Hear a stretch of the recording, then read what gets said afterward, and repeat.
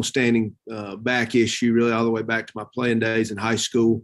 Got some of that corrected in '97 when I had a discectomy, and ended up I have L4 and L5 sitting on top of each other, pinching off my nerve going into down my right leg. And the only thing I'm gonna be able to correct it with is a fusion, which is a significant downtime. So I'm gonna end up having to have that surgery sometime in July. I've put it off, trying to see if I could make it. I've consulted with neurosurgeons across the country, locally, some of the best in the country, and seeing if there's anything else I could do. I just, about past 10 minutes of standing on it, I have to sit down. So with that said, I will retire August 1st, as I put in my statement. I'm still going to be in Birmingham. I'm still going to be around. I'm going to be available to help any way I can. Coach Bryant Vincent, my offense coordinator, will serve as the interim head coach. And then hopefully that's the move, we make moving, past August 1st. David Reeves, my defense coordinator, but assistant head coach, all my staff is intact. We've had a great summer. Our players have worked very hard. We just finished up our last camp. So excited for them. I think we've got a really good team. And this is a family to me. Birmingham is my family. I love this place. I love UAB. I'm going to be around to do anything and everything I can to help. I just got to get myself well. And so this was hard. As I said, the hardest decision I think I've ever had to make. So I guess somewhere there you gotta get well and put your health first. So, but look for nothing but good out of our players. And I'm just asking everybody in the UAB community to support our team and our staff as they move forward. Okay, questions?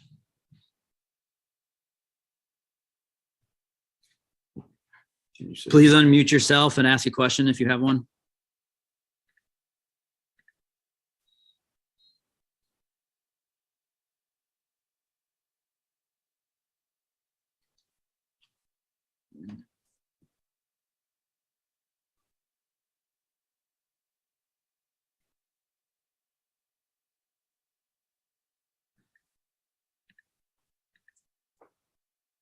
Oops. Hold on a second.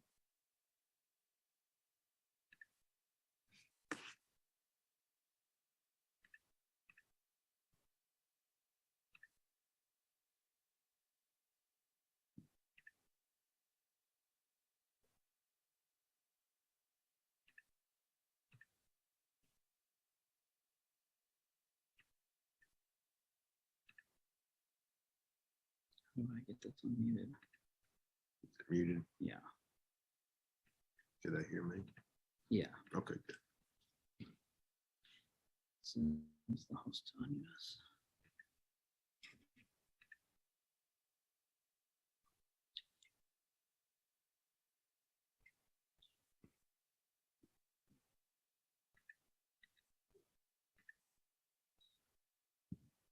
Shoot.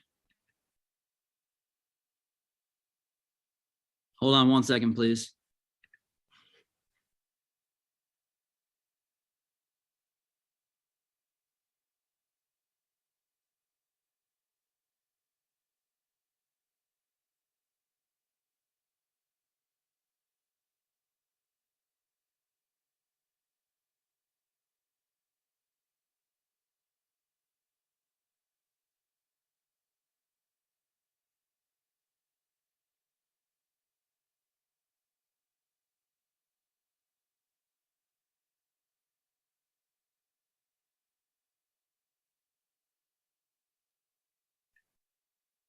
Joe, try to unmute yourself. Joe Goodman.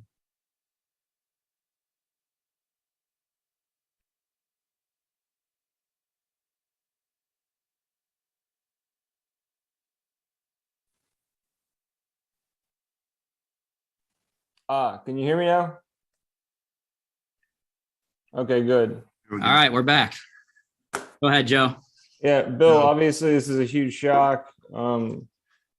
How long have you known that this day was coming? Well, after BYU, it starts hurting down the front of my leg. But I've dealt with back pain for, my whole life. I'd had shots. When the shots quit touching it, I really started thinking, okay, I've got a serious problem here, and spring was really tough. But like I said, this is something I've dealt with for years, and I really felt like I could, maybe get through it. So that's when I really started going and trying to find the best of the best to tell me how to fix it. And, when every one of them says fusion, I know the downtime, I know that the bones have to heal around the metal and all the above. And it's really that kind of, I probably heard my last, from talking from Texas to, spine surgeons in Texas to California to our guys here. And I think when I finally came to the realization at the 1st of June that there's really not much choice but fusion, then it was, okay, can I survive without doing that through this season? And really during the camp time, as I talked to players who wanted to sit there and talk to them, I'm either having to ride in a golf cart or I'm having to take a knee. And that's just to talk to the kids that came to my camp. It was, I just can't do my job. I've hardly been out on the field in June. We had 7-on-7 the last 2 nights. I was out there probably 15 minutes. And I just knew I couldn't do my job. And it's, not the way I do it, not the way my guys need. And I know I've got to get something done to do what I need to do and be the coach that I've always been, or even close. So it's really been a long time coming, but I really just kind of got to this decision, really even as late as last night.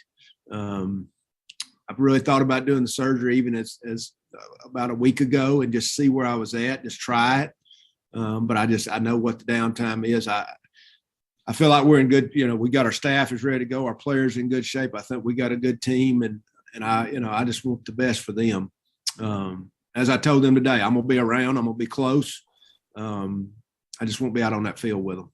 So in best case scenario, what is that downtime? What have they told you? I've heard all kind of different things. I mean, I know the bones don't totally heal together for 6 months. And that's kind of what I've kind of used that as my, all right, if I'm down for a couple months off my feet, what does that do? What does that do to the team, me not being around? And I think then it becomes a distraction. And so I'm hoping to be okay by December. I mean, that's kind of my goal, but I don't know. I've never gone through it. The previous surgery I had was a discectomy, and that was in 97. That was a simple procedure, which is, I think probably led to where I am now, but it was what I had to do at that time. And I guess just lastly, how did you injure it initially? I heard it squatting in high school back in 83. And I think I had some narrowing of the spine and some other things that were going along with that. But that's how I originally heard it. I cracked I think it's the pars joint. I'm not a doctor, but I feel like I am now. And the disc gets removed. So now the vertebrae are sitting on top of each other, and just that nerve coming out of down into my right leg is just being pinched off. We'll go to Chris Vanini and then Lyndon Blake.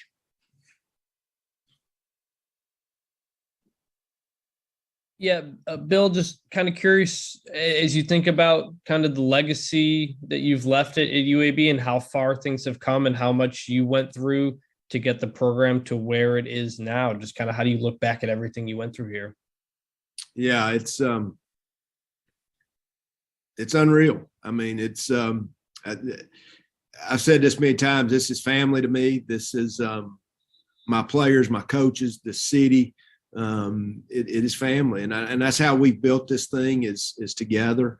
To see, as I look out my window here, I see the parking lot where my building used to be, as I say, the worst football building in America, and to see where we are now. We've got the new stadium, which was a huge goal of mine and all of ours.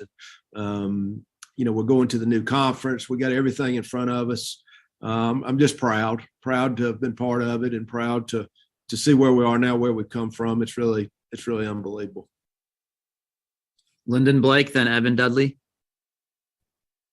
Hey, Coach. I just want to know how you told the team and how they took it.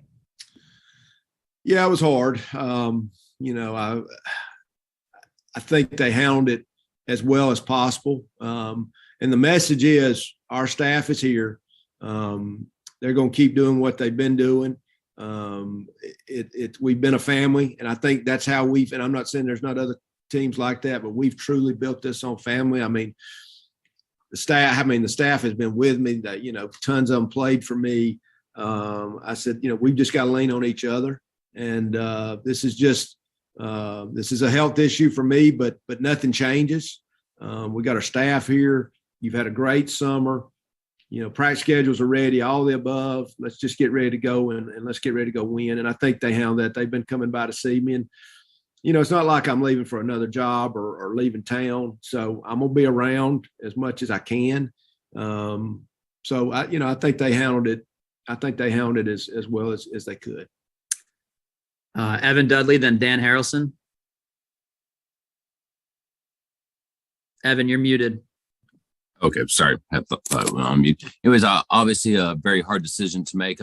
But, having this, the program into a new conference, the new stadium, everything that you've been able to accomplish throughout these, about, 8 years, almost 9 years, do you feel like, maybe the decision, while hard, may have been somewhat easier, quantifying what y'all been able to do successfully as a program and leave it, in a good state?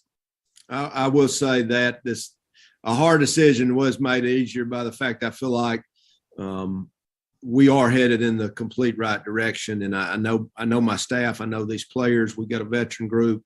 I do feel good about that. And I feel like we're as good as I can feel, and there's never a good time to leave. But I do feel like we've got our program headed where it needs to be headed, and really proud of that. Thank you. Dan Harrelson and Chris Brees.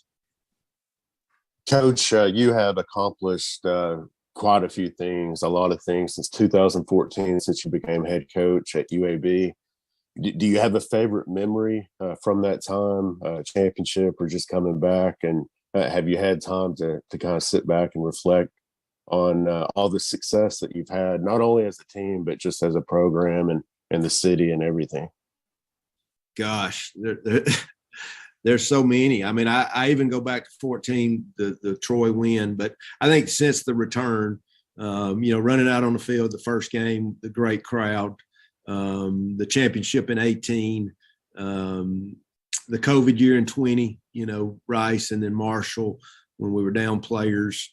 And now, of course, the BYU game is going to be there. But there's so many memories of just people that stepped up and fought for us and believed in us. And I'll say this, I mean, this is really a non-football moment, but going to that Garth Brooks concert the other night and seeing our stadium packed with that dream we had, so that stadium, the memories of just getting into that, and that we accomplished that, the high school championships, and that's another, those two, just because that was a huge goal for our city and in our community.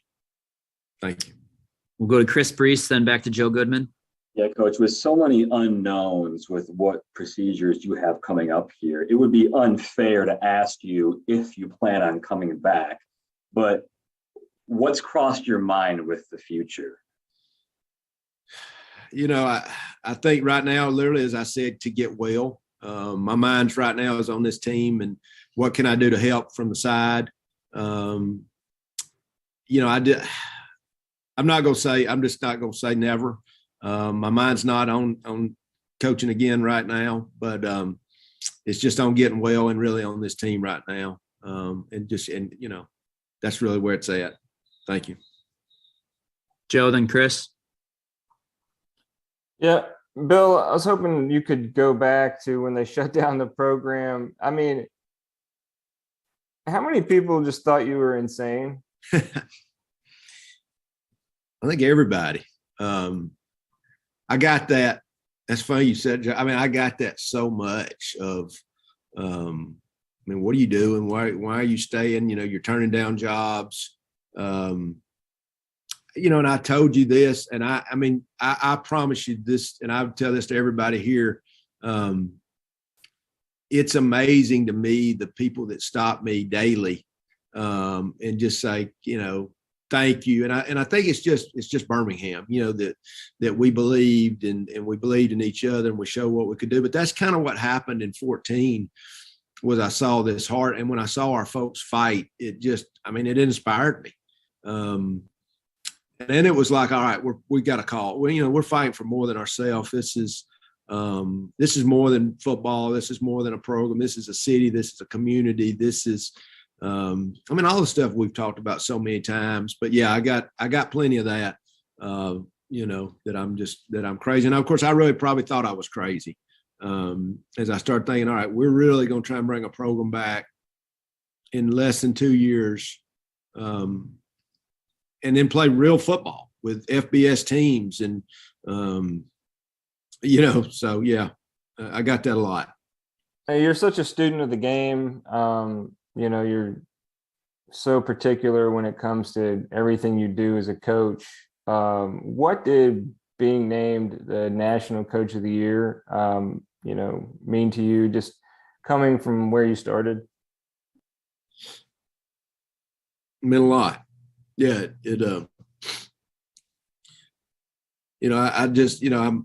my favorite memories growing up are with my dad, and he just that the game was more than football. It was the people, and that's why I'm such a big fan of coaches. And I think, there's coaches out, a lot of coaches get a bad rap, and there's some maybe that probably don't have their heart where it should be, but the ones that I know and the ones that got into it for the right reason, I mean, that's what that personified. And what a inspiration Eddie Robinson is and was. And I don't know, I guess it was kind of the pinnacle of coaching. And I'm such a fan of coaches and football and what it stands for, any athletics. But what an honor for me and for us. I mean, that's, I always say about Coach of the Year stuff, it's a team honor, it's a coaching staff honor, but it was a big deal. What do you think about the future of college football right now? Yeah, I'm worried. I am. I'd be lying if I said I wasn't. And I think if you walked in our building, it's so funny because, I talk to our guys all the time about, when somebody comes in, we speak, we talk to them, and I get that because, we have so many unofficial visitors come in, and, you got all these kids that are constantly coming to see you in camps, and they're like, Coach, everybody in your building speaks. They talk to each other. I mean, we care about each other. And, all these guys from all these different socioeconomic backgrounds and ways of life, and they really they come together. And I think that's something we talk, and that's what it's supposed to be about. I am afraid that it's turning into so many other things. But I still believe in the game. I still believe in college athletics, but I am concerned. I really am. We'll go to Chris Vanini, then Dennis Dodd. Bill, you mentioned in your statement that you'd like the staff to remain intact for 2022. Obviously, you've had a lot of continuity with that group. For the full-time coach moving forward, is it something you'd still like it to kind of stay with the way things are and the staff you have and the guys that have been with you for a while? Oh, 100%. And I would be upset if we didn't do that. I'm just being honest. I mean, it is late. These guys are ready to go. They're ready to work. And I sprung this on them this morning. Probably the only guy I gave a heads up to was Bryant Vincent. Now, they all knew my back was bad. They know when they don't see me running up down the field, something's up. And it's been that way for a while. But they're ready to go. They're set to go. I'm gonna be nearby to, if there's a way to assist. They got my phone. I'm close. Yeah, that's what I expect to happen, and it should. And I know that's what our players will expect, and our community and our fans will expect. And then let's get through the season and let's see what happens. But it's late June, and that's what should happen. We'll go to Dennis Dodd. Hey, Bill, this isn't very professional, but Godspeed, man. I feel for you. Thank you, brother. And thanks for all the help through the years. You've been great. Thank you. Just following up on that question, specifically, what are your concerns about college football these days? And could a UAB happen these days with talk of, FBS breaking away and doing its own thing? Yeah. I think just it's just become so monetary. And we know it always has been monetary. And I think you, me, everybody on this call is for the players and for, I mean, that's why I got in it, was the relationship between my dad and the players and the staff. And that's what I've always wanted. And we want what's best for them, really. I mean, and that's why I tell them, I said, I'm working for your guy down the road, your husband, your father, but we want to take care of them now. I'm afraid it's gotten so much about money that it's really creating such a huge separation. I think this is what we all know. I mean, we don't even hardly have an NIL deal going here, and that's maybe my fault. We've had to raise so much money here just to have a program. Right. I do think that's something that will happen here. We'll get better, but I mean, how do you compete? How does a UAB compete? How do the rest of us compete when it's just gotten so obscene? Yet, once again, we want to take care of the players and we want what's best for them. I think guardrails is the word that I've heard that I like. Just get us some guardrails, but it's just been such a great thing. I mean, I still remember just, we all do. You wake up on a Sunday morning even and get, they'd have just a few games on TV that you were just hoping to get to see on. I think Chris Schenkel would get on there and just, I can remember that. And just the awe you felt about the players and the coaches. And I don't know, as you lose that, it's worrisome. So hopefully that's some things we can get our hands on and correct. And because we still got great kids, we got great coaches, we got a great game. We just got to protect it. I'm gonna nominate you for college football commissioner. Yeah. Good luck. Good luck, man. Thank you, my friend. We'll go to Evan Dudley, and then if there's any more, raise your hand. If not, we'll end it with Evan. All right, Bill, just knowing you these last few years covering this program, obviously, as a coach, you got in the right reasons, as you mentioned a few seconds ago, son of a coach, you care about these players, Birmingham has become your home. But also within that, there's always a little bit of ego in, head coaching on an FBS level. You got to have that to succeed. So within that thread, which would you prefer first, the statue or perhaps your name on the stadium? Yeah, I'll leave that to somebody else. I just, I think if we're talking legacy, it's that, I love the players and the coaches and UAB and the city, and we did something special, and that's what I want. So I appreciate that, but I'll leave that to somebody else. Just support our guys and support our team, and I appreciate you guys, and we've had such a good relationship, y'all. We've been covered so well. Ted here done such a great job of getting our story out.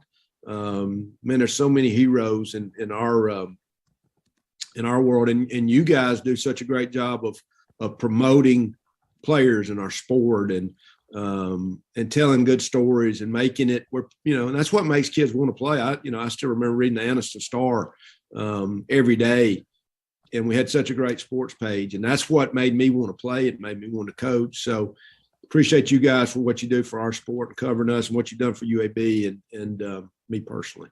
Thank you. All right. If there's not anything else, we'll end it on that. Thank you, guys. Thank you. Thank you.